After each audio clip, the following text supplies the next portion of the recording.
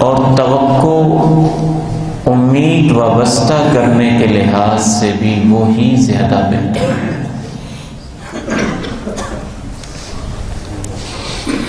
دنیا میں اور آپ جو بھی محنت کرتے ہیں اس کا ہم ریوارڈ چاہتے ہیں، صلہ چاہتے ہیں۔ ایک مزدور صبح 8 بجے سے لے کر آج کل کی ٹھٹھرتی سردیوں میں اور جون جولائی کی چلچلاتی دھوپوں میں 10 سے 12 گھنٹے مزدوری کرتا ہے، 700-800 1000-1200 روپے کے لیے۔ ایک ملازم پورا مہینہ اپنی جاب پہ جاتا ہے، ملازمت کی جگہ پہ جاتا ہے، اپنا مشاہرہ لینے کے لیے، تنخواہ لینے کے لیے، سیلری لینے کے لیے۔ پھر اس کے بعد ایک اہم مسئلہ ہماری زندگی میں یہ ہوتا ہے کہ اس کے ذریعے سے ہم کچھ انویسٹمنٹ کر لیں، کچھ پیسے جمع کر لیں، کچھ بینک بیلنس بن جائے۔ یہ کوئی ناجائز کام نہیں ہے، سب جائز ہیں، زندگی کی ضرورت ہے۔ یا پھر ہمارے ذہن میں یہ خیال ہوتا ہے کہ ہمارے گھروں میں پلنے والے ہمارے جگر کے ٹکڑے اور ہماری لخت جگر ہماری بیٹیاں، ان کا کچھ فیوچر، ان کا مستقبل، ان کی زندگی سنور جائے، بہتر ہو جائے۔ تو یہ صلہ لینا اور یہ توقع رکھنا کہ بچوں کا مستقبل بہتر ہو جائے، ان دونوں چیزوں پہ اللہ نے ایک تبصرہ کیا اور تبصرہ کر کے ایک راستہ بتایا۔ اس راستے کی چند ایک سٹاپ اور چھوٹی چھوٹی سی جھلکیاں یہ آج کے خطبہ جمعۃ المبارک میں آپ کے سامنے پیش کروں گا۔ اور یہ متعدد مقامات پہ اللہ نے کیا، بالخصوص آج کے ہمارے اس خطبہ میں قرآن کے جس مقام کو ہم سامنے رکھیں گے وہ سورہ کہف کی ایک خوبصورت ترین آیت ہے، جس میں ان دونوں چیزوں کا بھی تذکرہ ہے، ان کی حقیقت کا بھی تذکرہ ہے، اور اللہ نے ہمیں ایک راستہ دیا ہے۔ وَاضْرِبْ لَهُم مَّثَلَ الْحَيَاةِ الدُّنْيَا كَمَاءٍ أَنزَلْنَاهُ مِنَ السَّمَاءِ فَاخْتَلَطَ بِهِ نَبَاتُ الْأَرْضِ فَأَصْبَحَ هَشِيمًا تَذْرُوهُ الرِّيَاحُ وَكَانَ اللَّهُ عَلَى كُلِّ شَيْءٍ مُقْتَدِرًا المال والبنون زينة الحياة الدنيا والباقيات الصالحات خير عند ربك ثوابا وخير أملا۔ یہ مال اور بیٹے، زینت الحیات الدنیا، دنیا کی زندگی کی رونق انہی سے ہے۔ اللہ نے مذمت نہیں کی، یہ نہیں کہا کہ ان کی طرف نہ جاؤ، ان کا خیال نہ کرو، ایک توجہ دلائی، مال اور بیٹے دنیا کی زندگی کی رونق انہی سے ہے۔ لیکن میں تمہارا رب تمہیں بتاتا ہوں، والباقیات الصالحات خیر عند ربک ثوابا وخیر املا، اگر تم بہتر صلہ چاہتے ہو تو وہ تمہیں نیک اعمال سے ملے گا، اگر تم توقع وابستہ کرنا چاہتے ہو تو وہ تمہاری توقع صرف نیکیوں ہی سے پوری ہوگی۔ ان سے رونق تو بنے گی، یہ باقی نہیں رہیں گے، ان سے چہل پہل تو ہوگی، کوئی لمبا صلہ نہیں ملے گا، ان سے 4 دن کا میلہ تو لگ جائے گا، لیکن یہ آخر اجڑ جائیں گے۔ کیسے اجڑیں گے اس کی بھی اللہ نے کیا خوب مثال پیش کی۔ آپ میں سے تو اکثر ذمہ دار ہیں یا ذمہ داروں کے بیٹے ہیں یا ذمہ داروں کے دوست ہیں یا ذمہ دارہ کو دیکھنے والے ہیں، اللہ نے تمہارے ذریعے سے ایک مثال دی ہے۔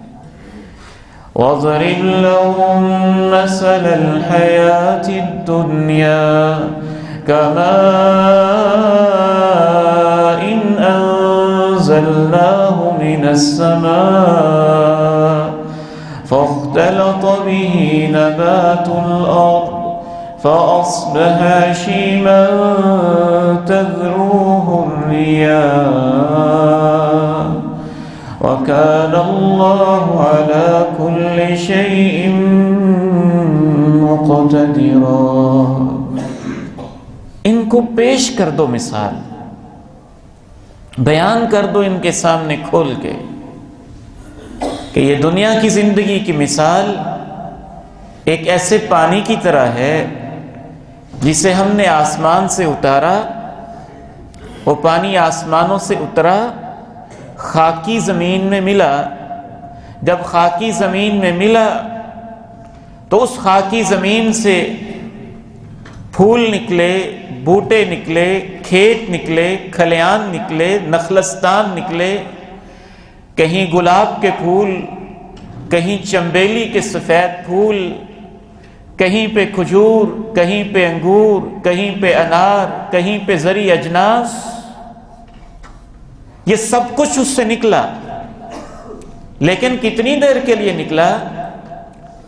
وہ پانی جب زمین میں ملا تو اس زمین سے لہلہاتے کھیت بنے، پھول کھلے، چنبیلی کے پھول نظر آئے، گلاب کی پتیاں نظر آئیں، اس سے رونق بنی، خوبصورتی بنی، ذمہ دار کا دل خوش ہوا، لیکن کتنی دیر کے لیے؟ فَأَصْبَحَ هَشِيمًا تَذْرُوهُ الرِّيَاحُ، کچھ دیر کے لیے تو بڑی خوبصورت کھیتی بنی، اور اس کے بعد ایسی اجڑی کہ چورا چورا ہو گئی اور ہواؤں کے اندر بکھرنے لگ گئی۔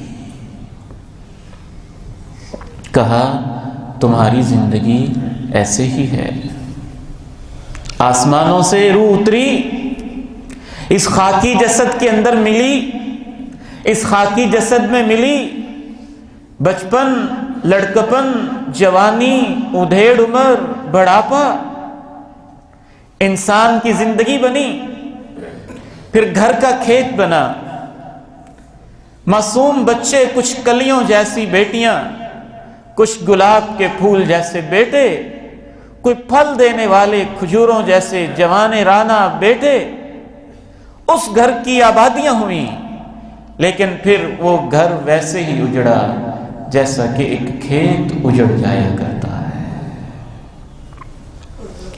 پھول آخر کب تک پھول رہے گا؟ چنبیلی کی مہک کب تک رہے گی؟ کھجور کا درخت کب تک لہلہاتا رہے گا؟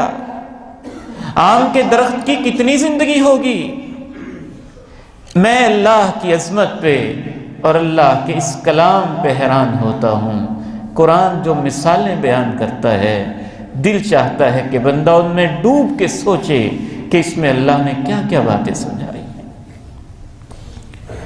وَاضْرِبْ لَهُم مَّثَلَ الْحَيَاةِ الدُّنْيَا كَمَاءٍ أَنزَلْنَاهُ مِنَ السَّمَاءِ فَاخْتَلَطَ بِهِ نَبَاتُ الْأَرْضِ فَأَصْبَحَ هَشِيمًا تَذْرُوهُ الرِّيَاحُ وَكَانَ اللَّهُ عَلَى كُلِّ شَيْءٍ مقتدرا المال والبنون زينة الحياة الدنيا والباقيات الصالحات خير عند ربك ثوابا وخير أملا ويوم نسير الجبال وترى الأرض بارزة وحشرناهم فلم نغادر منهم أحدا. ایک تو گھر ہے نا جو اجڑتے،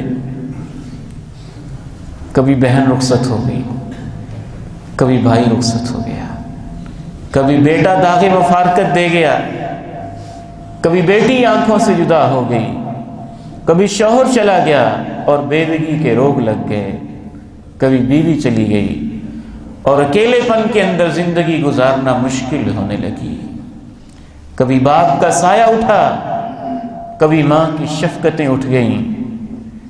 یہ گھر بھی کھیت کی طرح تھوڑی دیر کے لیے آباد ہوتے ہیں، پھر اجڑتے ہیں، ایسے اجڑتے ہیں کہ ان آباد گھروں کے اندر ایسی ویرانیاں ہوتی ہیں جہاں سے نکلنے کو دل نہیں چاہتا تھا وہاں جانے کو دل نہیں چاہتا ہے.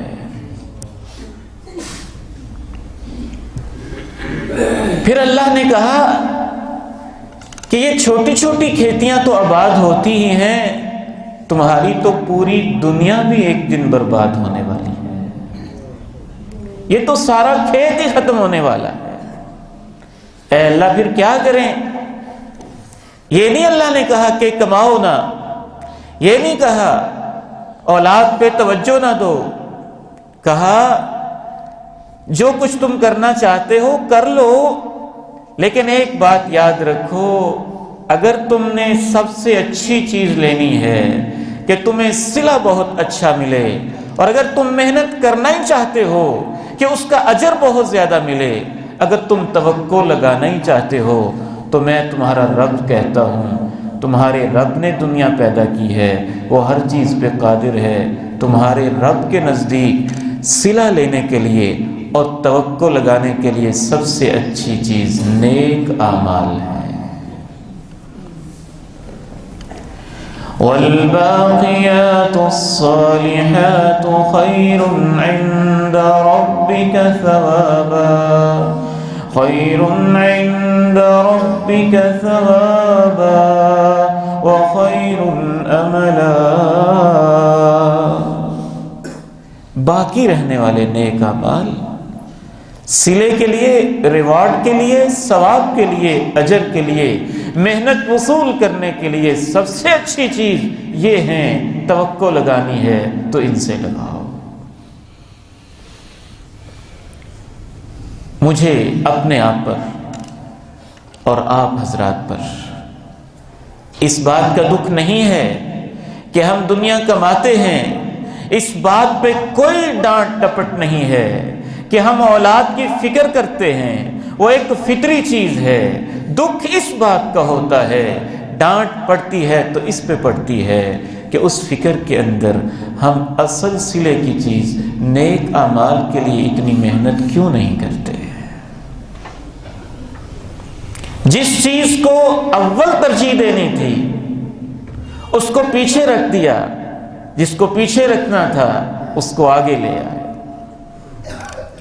اسی لیے رسول اللہ صلی اللہ علیہ وسلم کی تعلیمات سے پتہ چلتا ہے کہ انسان کو ایک ایک نیکی کو قدر کی نگاہ سے، اہمیت کی نگاہ سے دیکھنا چاہیے، اور زندگی میں جس نیکی کا بھی موقع مل جائے اس موقع کو ہاتھ سے ضائع نہیں جانے دینا چاہیے. بالکل وہی سوچ جو ہم فانی دنیا کے لیے لگاتے ہیں، کہیں سے 100 روپے کا نفع ہو، کہیں سے 1000 کا نفع ہو، کہیں سے 2 روپے کا نفع ہو، کہیں سے چند ٹکوں کا نفع ہو، اس کے لیے ہم 10-10 12-12 گھنٹے جس طرح محنت کر لیتے ہیں. اللہ نے توجہ دلائی ہے ضرورت کے مطابق وہ محنت جاری رکھو، لیکن باقی رہنے والی چیزوں کو تو نہ بھولو نا. بل تؤثرون الحياة الدنيا والآخرة خير وأبقى إن هذا لفي الصحف الأولى صحف إبراهيم وموسى. تمہارا اصل مسئلہ اللہ نے کہا یہ نہیں ہے کہ تم دنیا کماتے ہو، نہیں، کہا تمہارا اصل مسئلہ یہ ہے کہ تم دنیا کو زیادہ ترجیح دیتے ہو، حالانکہ آخرت زیادہ بہتر ہے اور وہ زیادہ باقی بھی رہنے والی ہے. اور یہ باتیں اللہ نے کہا صرف میں نہیں، اس وقت نہیں تمہیں کہہ رہا، یہ میں اپنے پیغمبر کے ذریعے بھی تمہیں سمجھا رہا ہوں، اور جو میں نے پہلی کتابیں نازل کی تھیں ابراہیم پہ اور موسیٰ پہ، یہ باتیں تو میں نے ان نبیوں کے ذریعے بھی انسانوں کو سمجھائی تھی، شروع سے سمجھائی تھی. رسول اللہ صلی اللہ علیہ وسلم نے اسی طرف توجہ دلاتے ہوئے کہا لا تحقرن من المعروف شیئا، اے میرے امتی کسی نیکی کے موقع کو کبھی بھی حقیر نہ سمجھنا. وَلَوْ أَن تُعْطِيَ صِلَةَ الْحَبْلِ، اگر اتنی سی نیکی کر سکو کہ تم رسی کے ساتھ کوئی چیز باندھ رہے ہو اور تمہارے کسی بھائی کے پاس رسی کم پڑ گئی ہے، رسی کا ٹکڑا بھی دے سکو تو دے دینا، اس نیکی کو معمولی نہ سمجھنا. جوتے کا تسمہ بھی دے سکو تو دے دینا، اس نیکی کو معمولی نہ سمجھنا. اپنے ڈول میں بھرا ہوا پانی اپنے بھائی کو دے سکو تو دے دینا، اس نیکی کو معمولی نہ سمجھنا. ملتے ہوئے سلام کی نیکی کما سکو تو سلام کہہ دینا، اس نیکی کو معمولی نہ سمجھنا. اگر تم اتنی سی نیکی کر سکو کہ جس سے ملو خوش ہو کے ملو تو خوش ہو کے مل کے نیکی کما لینا، اس کو بھی معمولی مت سمجھنا. پھر آپ نے تو یہاں تک ارشاد فرمایا اگر تم کسی غمزدہ کا غم ہلکا ہی کر سکو وَلَوْ أَن تُونِسَ الْوَحْشَانَ، تو اس کے غم کو ہلکا سمجھنا، ہلکا کرنا، دلاسا دینا، اس نیکی کو بھی معمولی نہ سمجھنا. رسول اللہ صلی اللہ علیہ وسلم کے عہد مبارک میں آپ نے مثالیں دے دے کے سمجھایا. حدیث میں ایک خاتون کا تذکرہ آتا ہے، چھوٹی سی نیکی کرتی تھی، دیکھنے میں چھوٹی ہے لیکن بعض نیکیاں اللہ کے ہاں بہت بڑی ہوتی ہیں. ظاہر ہے غریب سی خاتون ہے، ام محجن ہے، مسجد نبوی میں جھاڑ پھونچ کر دیتی ہے، صفائی کر دیتی ہے، ٹمکے اٹھا دیتی ہے. یہ اس کی زندگی کا اہم ترین مشغلہ ہے. وفات پا جاتی ہے، صحابہ کہتے ہیں معمولی خاتون ہے، اللہ کے نبی کو اس وقت کیا تکلیف دینی ہے، جنازہ پڑھ کے دفن کر دیتے ہیں. اللہ کے پیارے نبی دیکھتے ہیں ام محجن آتی نہیں ہے، صفائی نہیں ہو رہی، وہ والا ماحول نہیں. پوچھتے ہیں وہ خاتون جو مسجد کی صفائی کرتی تھی نظر کیوں نہیں آتی؟ صحابہ نے کہا فوت ہو گئی تھی، آپ کو تکلیف دینا مناسب نہیں سمجھا، ہم نے جنازہ پڑھ کے اسے دفن کر دیا ہے. کہا مجھے اس کی قبر تو بتاؤ، میں اس کے لیے دعا کروں. میرے دعا کرنے سے اندھیری قبروں کو اللہ روشن کر دیتا ہے.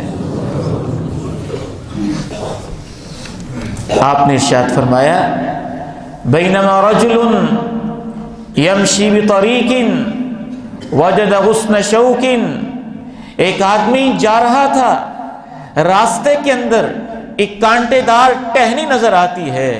وہ سوچتا ہے کسی کو تکلیف نہ ہو جائے، کسی کو چبھن نہ ہو جائے، کسی کو اذیت نہ پہنچے، اس ٹہنی کو پیچھے ہٹا دیتا ہے. اللہ کے پاس اس کی روح پہنچتی ہے. اللہ کہتے ہیں تو نے لوگوں سے تکلیف دہ چیز کو ہٹایا تھا، تیری اس نیکی کی اتنی قدر ہے کہ تیری زندگی کے سب گناہوں کو معاف کر دیتا ہوں. والباقیات الصالحات خیر عند ربک ثوابا وخیر املا. یہ نیکیاں بہت اچھی ہیں، اس لحاظ سے بھی اگر تم کچھ صلہ لینا چاہتے ہو اور اس لحاظ سے بھی کوئی توقع لگانا چاہتے ہو تو ان سے لگاؤ، اور یہ تیرے رب کے نزدیک یہ فلسفہ ہے، تیرے رب کے نزدیک یہ یقین ہے، تیرے رب کے نزدیک یہ حقیقت ہے۔ تم جو مرضی سمجھتے رہو، کوئی جو مرضی فلسفے بکھیرتا رہے، لیکن تیرے رب کا یہی فیصلہ ہے۔ آپ فرماتے ہیں ایک آدمی تھا، وہ فوت ہو گیا۔ جب فوت ہوا تو اللہ رب العزت نے اور اللہ کے فرشتوں نے اس سے پوچھا، اعملت من الخیر شیئا، ساری زندگی دنیا ہی کماتے رہے ہو، کیونکہ نیکی بھی کر کے آئے ہو؟ بیچارہ مسکین، کتنا مسکین تھا، کہتا مجھے تو کوئی نیکی یاد نہیں ہے، مجھے تو کوئی نیکی یاد نہیں ہے۔ فرشتے اس سے کہتے ہیں یاد تو کرو، یاد تو کرو۔ کافی بڑا تاجر تھا، حدیث سے معلوم ہوتا ہے بزنس مین تھا، کاروبار کے اندر پسا ہوا آدمی تھا۔ فرشتے کہتے ہیں یاد تو کرو کوئی نیکی۔ کہتا ہے ہاں ایک نیکی یاد آ رہی ہے، یہ میری پوری زندگی کا معمول تھا۔ میں کنت اداین الناس، میں لوگوں کو قرض دے دیا کرتا تھا، میرا کاروبار وسیع تھا، دولت اللہ نے دی ہوئی تھی۔ فانظر المعسر واتجوز عن الموسر، جو واپسی پہ لیٹ ہو جاتا تھا میں اسے اور وقت دے دیتا تھا، اور جو وقت پہ دے جاتا تھا میں کہتا تھا کوئی نہیں اس کو اور رعایت کر دو۔ اللہ نے کہا تو بندہ ہو کے اتنی رعایتیں کرتا تھا، میں بھی تجھے رعایت کر کے معاف کر رہا ہوں۔ باقی کاروبار ادھر ہی رہ گیا، تقسیم ہو گیا۔ اس کاروبار میں ایک نیکی کا جو حصہ ڈالا ہوا تھا وہ کام آ گیا۔ والباقيات الصالحات خير عند ربك ثوابا وخير أملا، والباقيات الصالحات خير عند ربك ثوابا وخير أملا۔ یہ نیکیاں بہتر ہیں ثواب کے لحاظ سے بھی اور امیدیں وابستہ کرنے کے لحاظ سے بھی۔ ایک حدیث اس پہ تو بہت غور کرنے کو دل چاہتا ہے، وقت نہیں وگرنہ ہم اس پہ رکتے، سوچتے، اس میں ڈوبتے، موتی ہیرے اس سے نکالتے۔ اللہ کے پیارے نبی صلی اللہ علیہ وسلم نے اپنی امت کی کیسی تربیت کی؟ کہا ہے میری امت کے لوگوں، ان قامت الساعہ وفی ید احدکم فصیلہ فإن استطاع ان یغرسها قبل ان تقوم الساعہ فلیغرسها۔ اے میری امت کے لوگوں، اگر تم میں سے کوئی شخص اس کے ہاتھ میں کھجور کا چھوٹا سا پودا ہو، کھجوریں لگانے کے عرب معاشرے میں اور اب بھی دو طریقے ہوتے تھے، ایک ہے کھجور کی گٹھلی زمین میں دبا دینا، اس میں وقت لگتا ہے، ایک ہے کھجور کا چھوٹا سا پودا وہ لگا دینا، وہ ذرا جلدی اس کی گروتھ ہوتی ہے۔ تو فصیلہ کے لفظ آپ نے استعمال کیے۔ اگر تم میں سے کسی نے کھجور کا چھوٹا ننھا سا پودا ہاتھ میں پکڑا ہو اور اس سے پتہ چل جائے کہ قیامت کی نشانیاں پوری ہو گئی ہیں اور بس قیامت آنے ہی والی ہے، شروع ہونے ہی والی ہے، لیکن اس کا اندازہ ہو کہ شروع ہونے سے پہلے پہلے میں کھجور کا یہ پودا لگا کے نیکی کما سکتا ہوں، فَلْيَغْرِسْهَا، میری امت کے لوگوں اس موقع کو ضائع نہ جانے دے۔ قیامت شروع ہونے بھی والی ہو، اس سے پہلے پہلے بھی وہ پودا لگا سکتا ہو تو لگا کے نیکی کما لے۔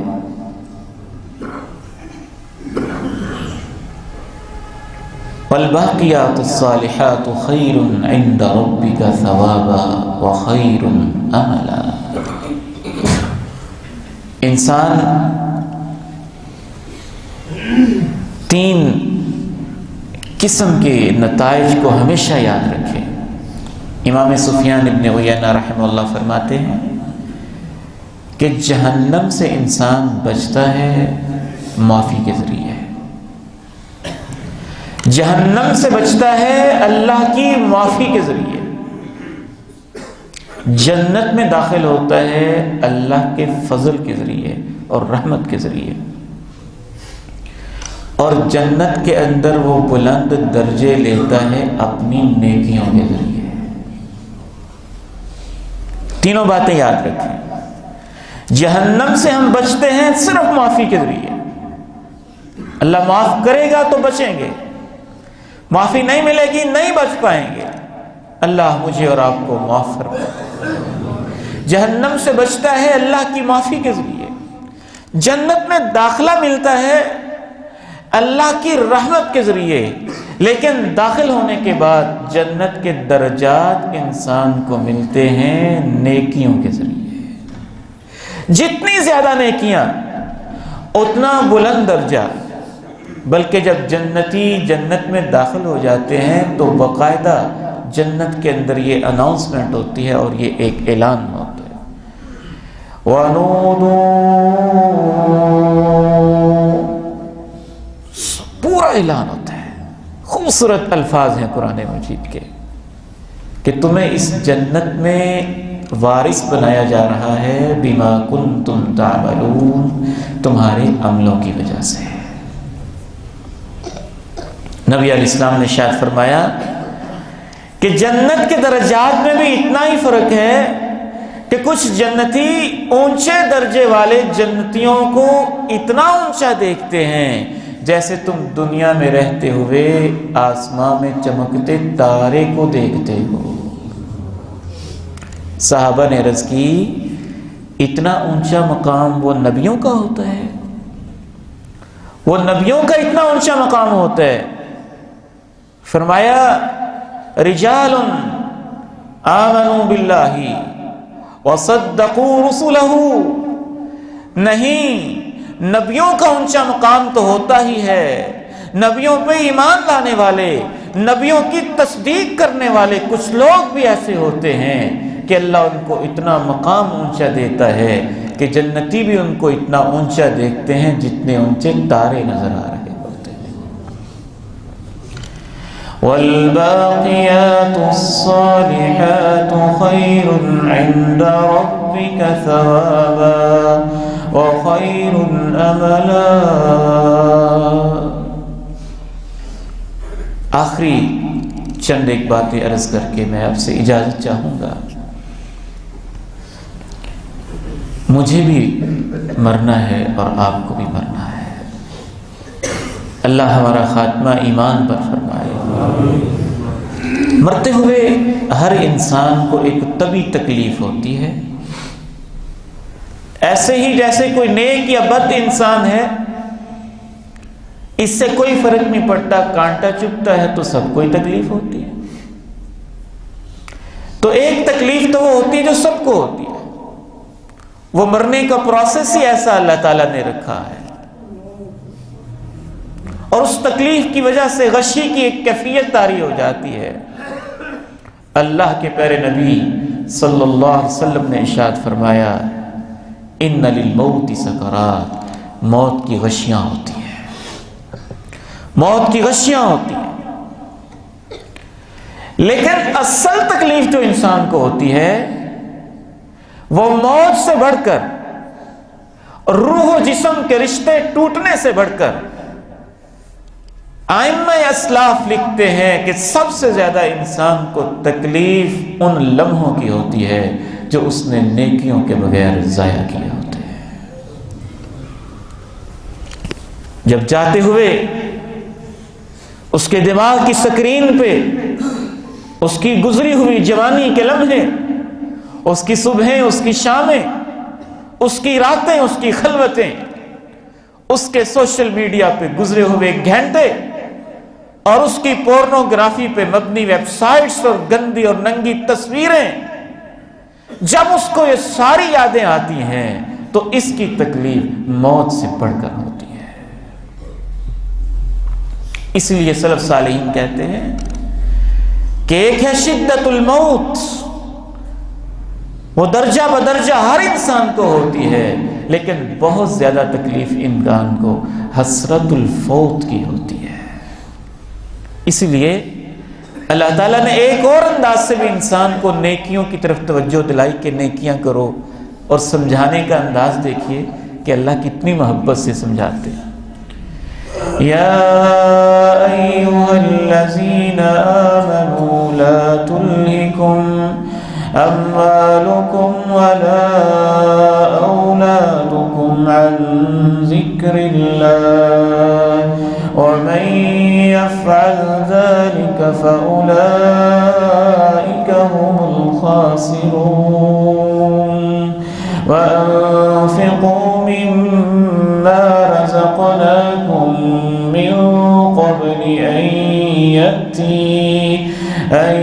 يأتي أحدكم الموت فيقول رب لولا أخرتني إلى أجل قريب فأصدق وأكن من الصالحين۔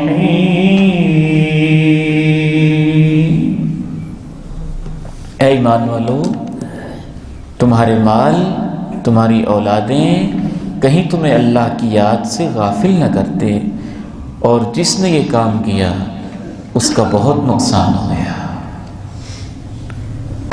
اس سے پہلے کہ موت آئے خرچ کرو اللہ کی راہ میں اس میں سے جو ہم نے تم کو دیا ہے، وگرنہ تمہیں کہنا پڑے گا اے میرے رب تو نے مجھے مہلت کیوں نہ دی، میں کچھ صدقہ کر لیتا اور میں نیک لوگوں میں شامل ہو جاتا۔ مرتے ہوئے انسان کی خصوصاً 3 خواہشوں کا بالخصوص قرآن مجید نے تذکرہ کیا ہے۔ ایک خواہش اس کی ہوگی کہ یا اللہ کوئی صدقہ و خیرات کا موقع مل جائے، دوسری خواہش اس کی ہوگی تھوڑی سی مہلت مل جائے، میں تھوڑی سی اور نیکیاں کر لوں، اور تیسری بڑی اس کی خواہش یہ ہوگی کہ یا اللہ جو میں گناہ کرتا تھا مجھے موقع دے، میں اس سے توبہ کر کے تیرے پاس پہنچوں۔ ان تقول نفس یا حسرتا على ما فرطت في جنب الله وإن كنت لمن الساخرين۔ ہے افسوس، میں نے اللہ کی جناب میں کتنی کوتاہیاں کی، میں تو مذاق ہی کرتا رہا۔ تو آئیے، یہ سردیوں کا موسم اور سیزن ہے، اس میں میں آپ کو 2-3 نیکیاں جاتے جاتے گفتگو ختم کرنے سے پہلے بتاتا چلوں۔ سردی کے اس موسم میں وضو شوق اور محبت سے کریں، اس سے ڈرے نہیں، گھبرائے نہیں، دین چھوٹا ہونے کی وجہ سے پریشان نہ ہوں کہ بار بار مسجد کی طرف سے بلاوا آتا ہے، یہ سوچ کے آئیں، دکان سے محبت کے ساتھ اٹھیں کہ یہ یہاں رہ جائے گی، یہ اٹھ کے جو مسجد میں وقت لگا کے آؤں گا اصل ثواب تو اسی کا ملے گا نا، کام تو یہی وقت آئے گا۔ اللہ تو بہت قدردان ہے، ایک ایک قدم کے بدلے میں گناہ بھی معاف کر رہا ہے، درجے بھی بلند کر رہا ہے، اور اپنی رحمتوں کے دروازے بھی کھول رہا ہے۔ صبح شام آپ کھانا کھاتے ہیں تو سردی کے چھوٹے سے دن ہیں، کوئی 1-2 نفلی روزے ہی رکھ لیں۔ کبھی ادھر بھی سوچ لیں، مہینے میں 3 رکھ لیں، ہفتے میں 2 رکھ لیں، پوری سردیوں میں کوئی 1-2 رکھ لیں۔ دیکھیں، ہم نے دنیا کا کام کرنا ہو تو میں نے بیچاری بچیوں کو دیکھا ہے پنجاب کالج، اسپائر کالج جانے کے لیے ان کی فجر کی نمازیں بھی برباد ہو رہی ہوتی ہیں، اذانوں سے پہلے اٹھ کے بیچاری بس سٹاپ پہ کھڑی ہوتی ہے۔ یہ ہماری دنیا کے لیے محنت ہے۔ والباقیات الصالحات خیر عند ربک ثوابا وخیر املا، باقی رہنے والی تو نیکیاں ہی ہیں۔ توقع لگانی ہے تو ان سے لگاؤ، صلے کی امید رکھنی ہے تو ان سے رکھو۔ تیرے رب کے نزدیک توقع کے لحاظ سے، ریوارڈ اور ثواب کے لحاظ سے، صلے کے لحاظ سے کام آنے والی چیز نیکیاں ہیں۔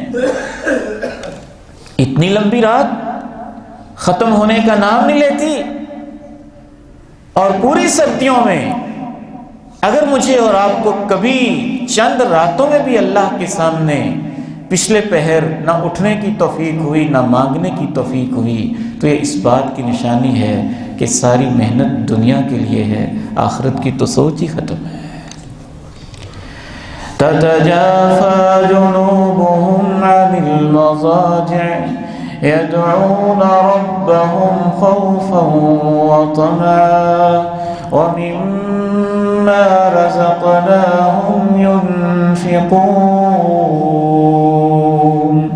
فلا تعلم نفس ما أخفي لهم من قرة أعين جزاء بما كانوا يعملون۔ جو ایمان والے بندے ہیں ان کے پہلو بستروں پہ بے چینی سے ادھر ادھر ہوتے رہتے ہیں۔ کبھی ان کو جنت یاد آتی ہے تو اس کی امید لگا لیتے ہیں، جہنم یاد آتی ہے تو اس سے ڈرنے لگ جاتے ہیں اور رب سے دعائیں کرتے ہیں۔ کسی کو کچھ نہیں پتا ہے کہ ان کو اللہ نے آخرت میں وہ دینا ہے کہ ان کی آنکھیں ٹھنڈی ہو جائیں گی۔ اللہ تعالیٰ سے دعا ہے اللہ تعالیٰ ہمیں نیکیوں کا شوق بھی عطا فرمائے، اس کی طرف توجہ کرنے کی بھی اللہ ہمیں توفیق عنایت فرمائے۔ وآخر دعوانا الحمد للہ رب العالمین۔